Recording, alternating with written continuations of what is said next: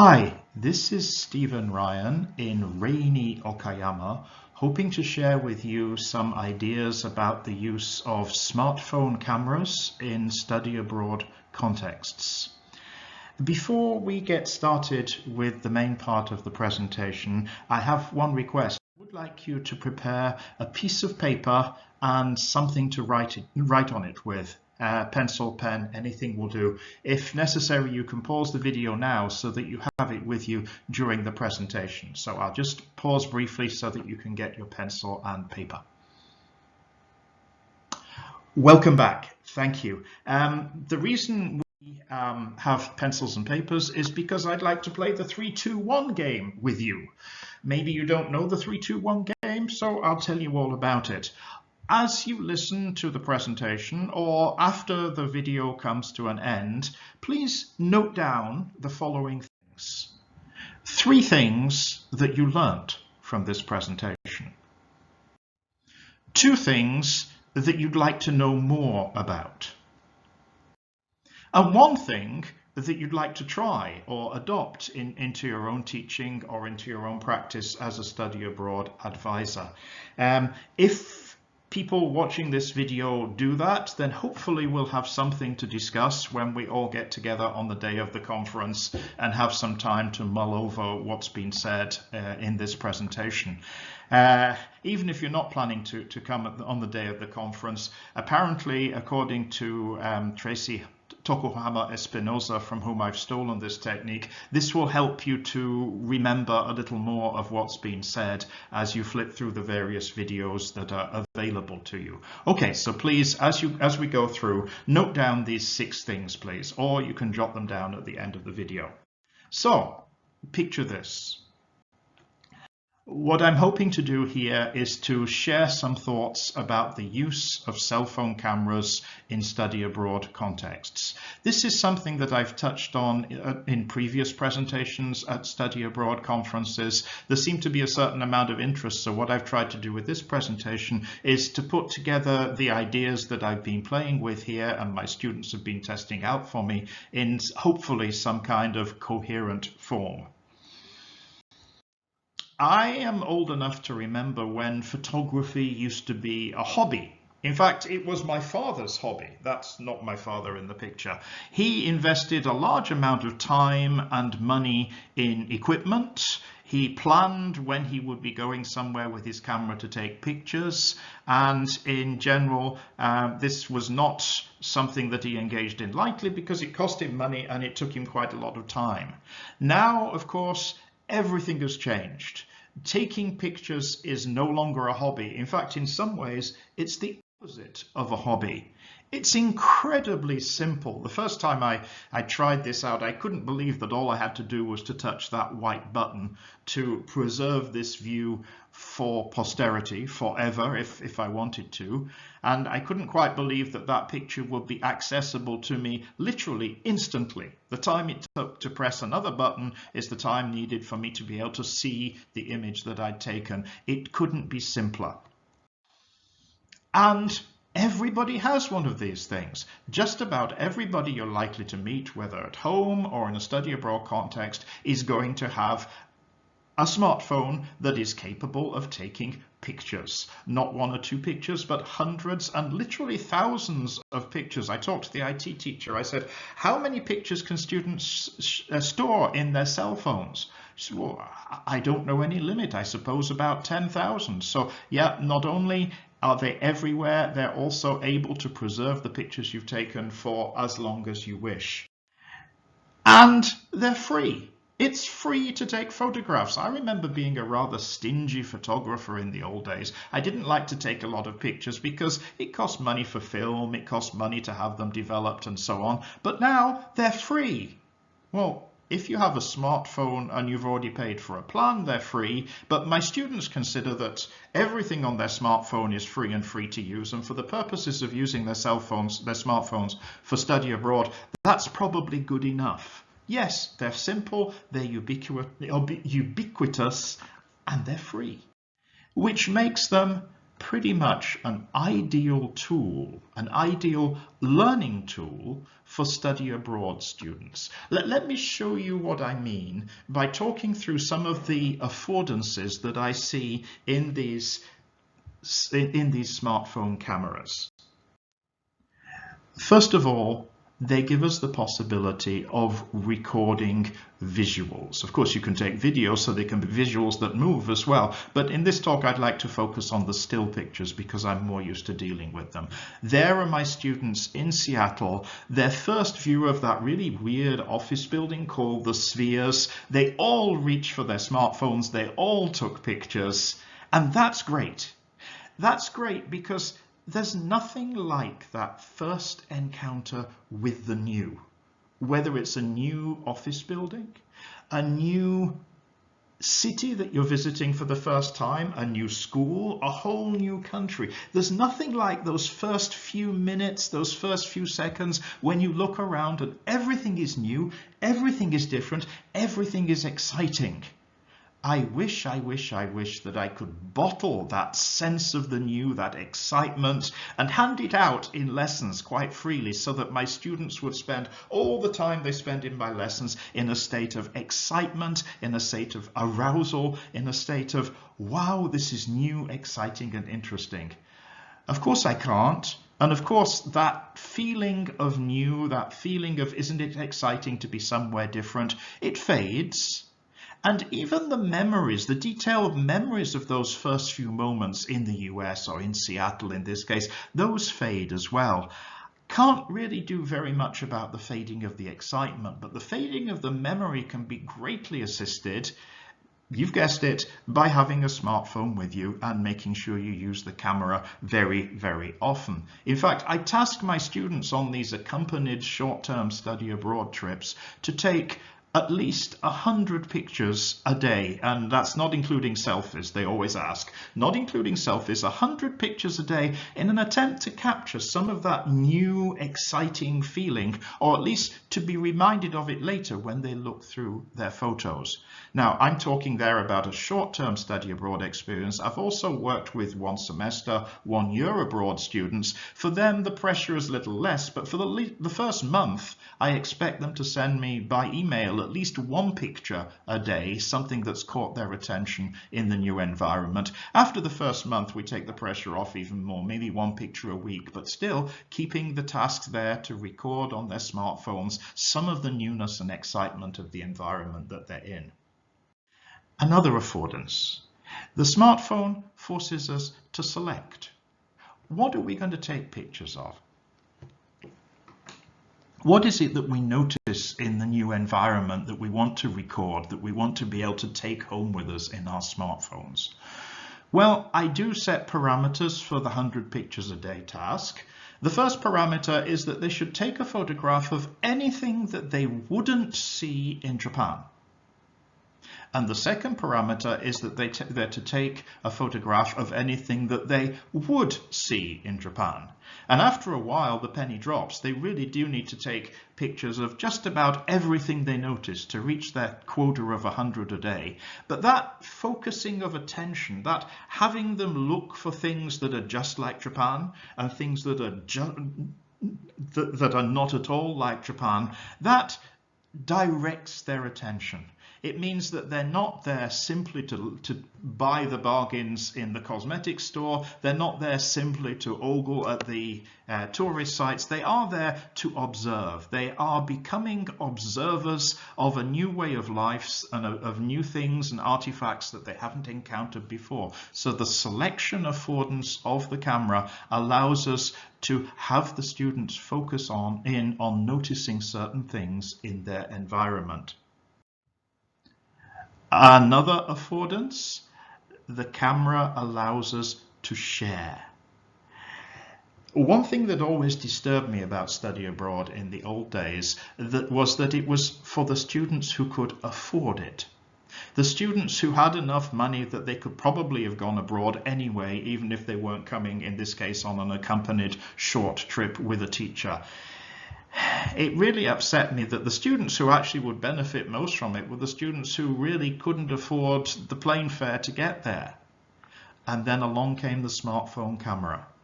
A great multiplier of experience. Why? Because you send the pictures home. You send the pictures from your camera, you send them to your family, you send them to your friends, and instead of one person paying the plane fare and traveling to another country, whole family and friend groups are all enjoying some part of the experience and hopefully learning from some part of the experience that the student is having where they're with me. Now, this is an example that I picked up from a blog, and my students would say that my use of blogs shows that I really am not a digital native. They have much more exciting and interesting social media apps on their phones that allow them to share, sometimes with a caption here. The nice thing about a caption is that it begins the processing of the experience because you need to write something about what was there. Sometimes it's just the photo they send, but at least this affordance of sharing is important to the students and to me, trying to run ethical study abroad programs. It's a great relief to know that even people who are not able to travel abroad are able to learn from the experiences quite directly through the smartphone of the people who are able to travel abroad. A further affordance.